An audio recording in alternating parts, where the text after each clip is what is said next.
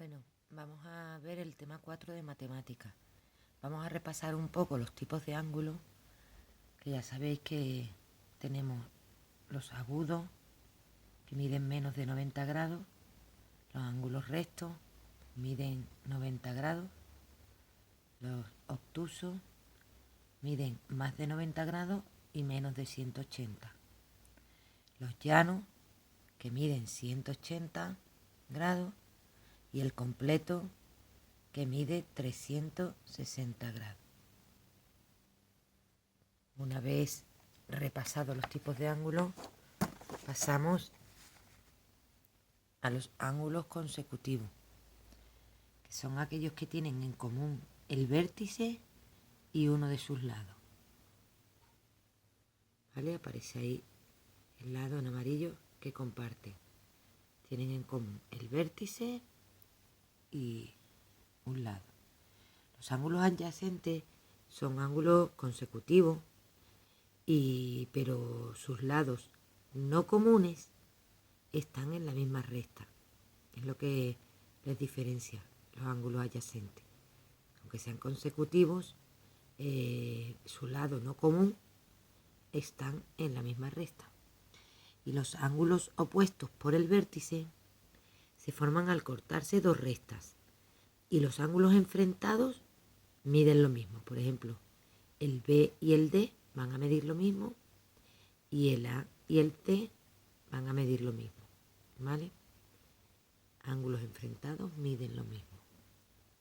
Tenemos esos tres tipos: consecutivos, adyacentes y opuestos por el vértice. Después tenemos los ángulos complementarios, en los que la suma de sus ángulos es igual a 90 grados. Así, de ese modo, si nos dicen que son ángulos complementarios y nos dan un ángulo, ya sea el A o el B, podemos calcular cuánto mide el otro, porque ya sabemos que ángulos complementarios es 90. Si nos dicen, por ejemplo, lo que mide A, podemos calcular cuánto mide B. Suplementario es igual, lo que pasa es que su suma es igual a 180 grados y podemos calcular igual uno de sus ángulos, sabiendo que los ángulos suplementarios miden, o sea, su suma es igual a 180.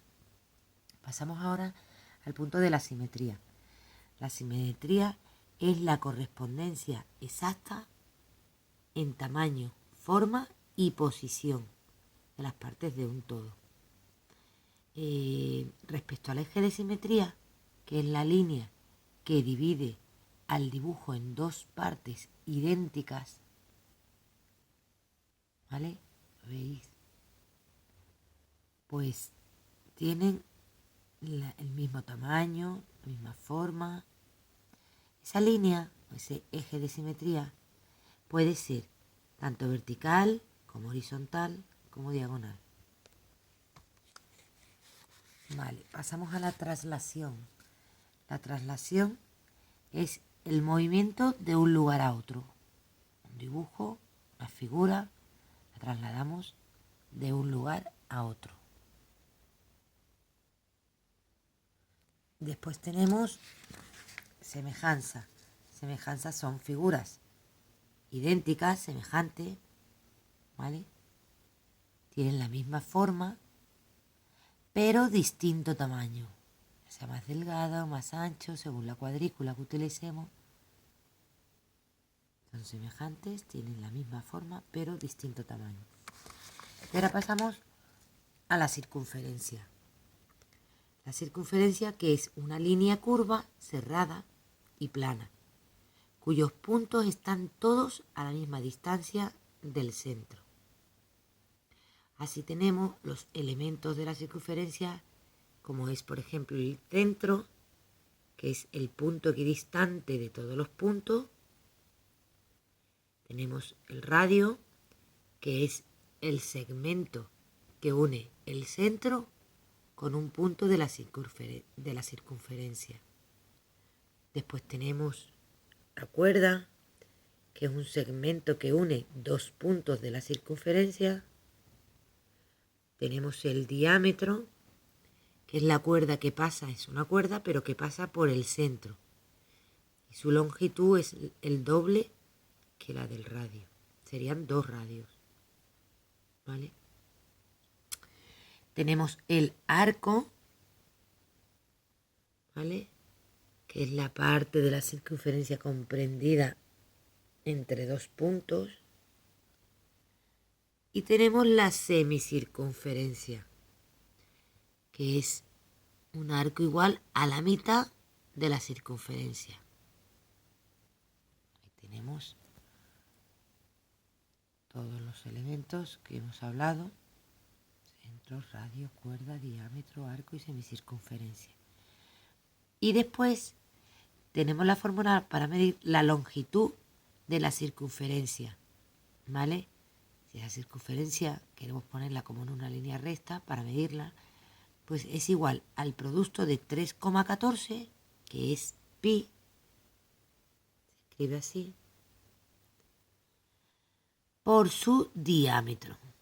Esta es la fórmula. La fórmula de la longitud de la circunferencia es igual a pi por diámetro, o 2 por pi por el radio, que ya sabemos que el diámetro es 2 veces el radio.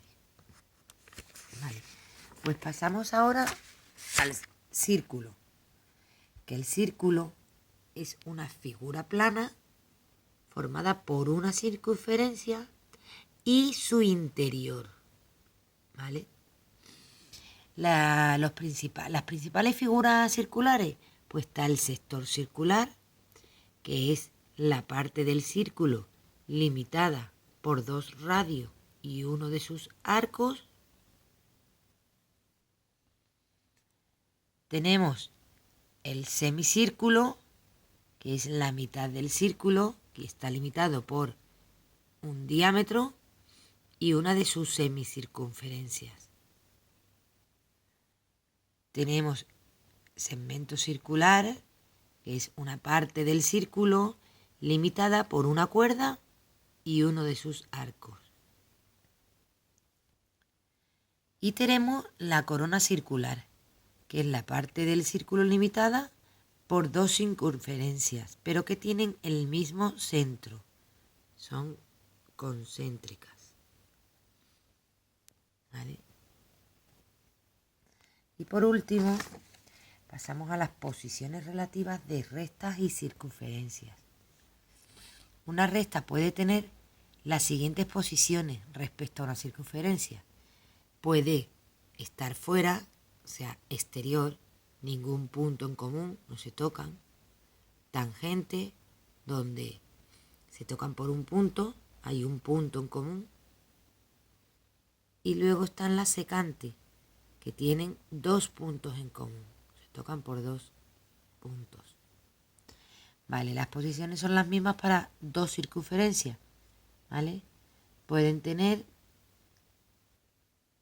ningún punto en común, y sería exteriores si está una fuera de la otra, o interiores si una está dentro, pero ningún punto en común. Después tenemos las tangentes igual exteriores o interiores si tienen un punto en común, y lo que las distingue es si la otra circunferencia está fuera o dentro. Y por último, secantes, que igual que ocurría con la recta, tienen 2 puntos en común. Y con esto ya terminamos el tema.